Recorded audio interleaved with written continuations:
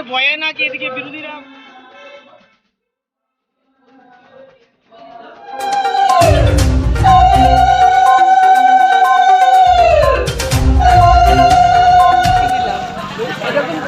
আপনি জনসাধারণ জোয়ার দেখে তাদের কাছে কিছুই শক্তি নেই।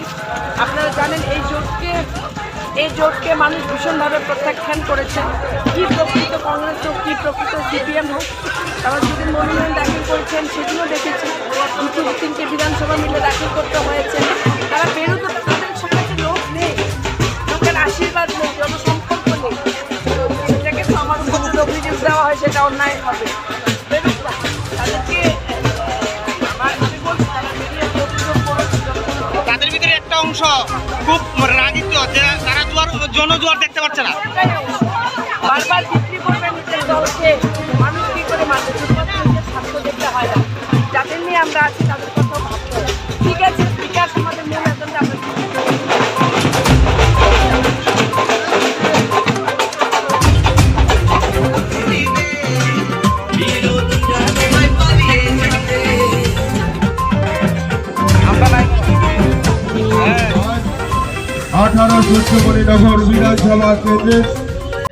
আমরা আমি আজকে আমার যে বিধানসভা কেন্দ্র, এই বিধানসভা কেন্দ্রের 43 বুথে এই দূর করছি।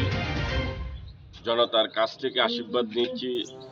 জনতা দুহাত করে আমাকে আশীর্বাদ দিচ্ছে। আবার যেন পুনরায় এসে এই এলাকার যে অসম্পূর্ণ কাজগুলি বাকি রয়েছে সেই কাজগুলি করার জন্য আমাকে সবাই আশীর্বাদ দিচ্ছে।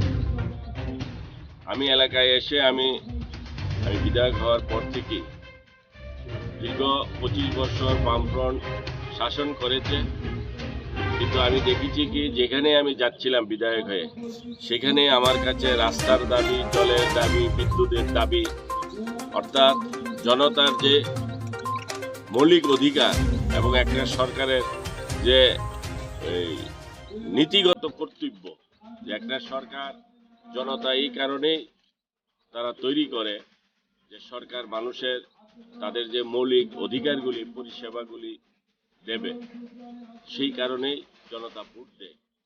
কিন্তু আমরা দীর্ঘ 25 বছর একটা দল থেকেও এই সিপিএম পার্টি এই এলাকাবাসীর তাদের চাহিদা তারা 20%ও পূরণ করতে পারিনি।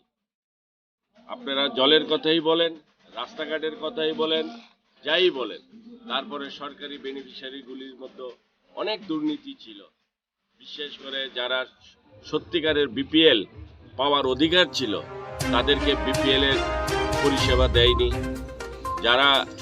যাদের বাড়িতে বিল্ডিং বা তাদের বড় বড় ব্যবসা, অর্থাৎ তারা ছিল সিপিএম এর ক্যাডার বা সিপিএম এর কমরেড বা তাদের পরিবারের লোক, সেই জন্য তাদের সমস্ত সুযোগ সুবিধা থাকা সত্ত্বেও তাদের নামে বিপিএল হয়েছে। এই একটা সমস্যাও আমরা সম্মুখীন হয়েছিলাম এবং আমরা যতটুকু পারি তাদেরকে প্রায়োরিটি গ্রুপ বানিয়ে আমরা তাদের পাশে দাঁড়িয়ে তাদেরকে সুযোগ সুবিধা দিয়েছি। রাস্তাঘাট বলতে অনেক রাস্তা আমি করেছি এলাকার মধ্যে, কিন্তু আরও অনেক রাস্তা বাকি আছে চতুর্দিক। এই রাস্তাগুলি আমাদের সময়ের অভাবে সেগুলি আমরা করতে পারিনি। আমি এলাকার মানুষকে কথা দিয়ে রেখেছি সমস্ত রাস্তা হয়ে যাবে। অনেকগুলি রাস্তা আমাদের স্যাংশন আছে, কিন্তু নির্বাচন যেহেতু এসে গেছে সেই কাজগুলি এখন শুরু হতে পারিনি।